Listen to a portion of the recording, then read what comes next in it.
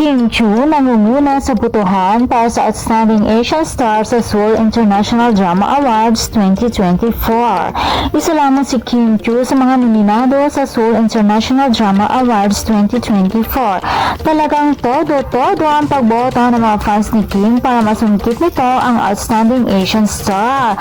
As of today, June 17, ay nasa rank 1 ang aktres.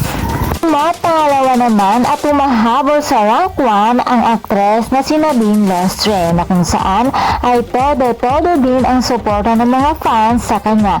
Bukod nga kina Kim at Nadine, nominado din sina Paulo Avellino, Krisha Viaje, Jerome Ponce, Bea Alonzo, Rian Ramos at Jen Oineza. I-download lamang ang Idol Champ app para makaboto.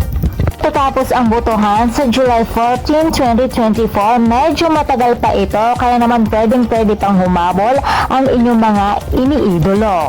Matatandaan ngang si Katrin Bernardo ang nagwagi ng Outstanding Asian Star 2023 at dahil matagal-tagal pa ang botohan, mananatili bang numero 1 si Kim Chu hanggang matapos ang botohan o maaagaw sa kanya ito ng iba pang nominado? Yan ang dapat natin abangan, mga chikadoras. And for more showbiz update, please don't forget to like, share, and subscribe my channel. Thank you for watching.